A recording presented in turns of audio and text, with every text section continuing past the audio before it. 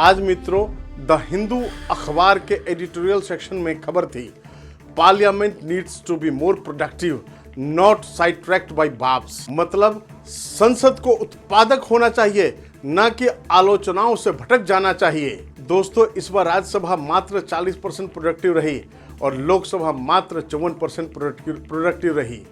दोस्तों, इस बार सिर्फ अमेरिका में अडानी और जॉर्ज सोरस ही छाए रहे और तो और डॉक्टर अंबेडकर भी छाए रहे।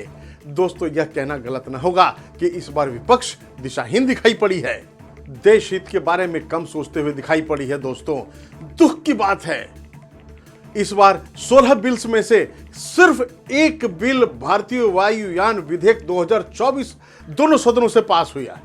इस बार का शीतकालीन सत्र संसद लगातार ही स्थगित होती रही, पूरी की पूरी कार्रवाई हंगामे के भेंट चढ़ गई। सिर्फ एक देश एक चुनाव बिल और संविधान बहस के दौरान थोड़ी बहुत ही संसद चली। दोस्तों, विपक्ष को सिर्फ अडानी का जिन्न दिखाई देता है और कोशिश रहती कि संसद बेकार की चीजों में उलझते रहे।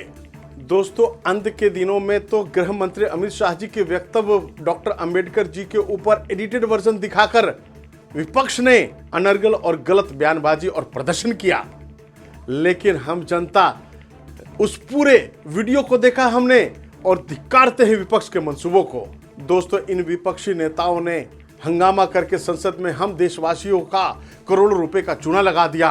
बताता हूं कैसे। दोस्तों, संसद चलने में हर मिनट लगभग 2.5 लाख रुपए खर्च होता है और 1 घंटे के हिसाब से 1.5 करोड़ रुपए का खर्च हुआ।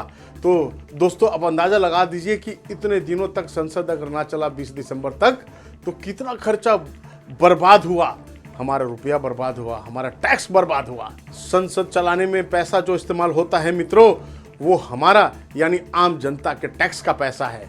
दोस्तों, इसका मतलब समय के साथ भारी आर्थिक नुकसान भी है। इस बार मित्रों शीतकालीन सत्र सिर्फ एक देश एक चुनाव और संविधान बहस के दौरान थोड़ी बहुत चली और बाकी समय तो झगड़े और प्रदर्शन और धक्का मुक्की में ही बर्बाद कर दिया और सारा का सारा पैसा देश का बर्बाद कर दिया लोगों ने। और अंत में दोस्तों, मुझे यह पूछना है आपसे, आप सबसे, कि क्या झूठे झूठे रिटोरिक या वक्र पटुता में विपक्ष पूरे देश को उलझा कर रखना चाहता है? आखिर इस बार कंस्ट्रक्टिव विपक्ष क्यों नहीं है? कंस्ट्रक्टिव विपक्ष होना बहुत आवश्यक है, विपक्ष जरूरी है, लेकिन कंस्ट्रक्टिव ना कि डिस्ट्रक्टिव। क्या मंसूबा है दोस्तों? कहीं कोई छिपा एजेंडा या डीप स्टेट का जाल तो नहीं है? सावधान रहिएगा मित्रों। अब तक के लिए इतना ही और इस पर कमेंट जरूर करिएगा। तब तक के लिए नमस्कार दोस्तों।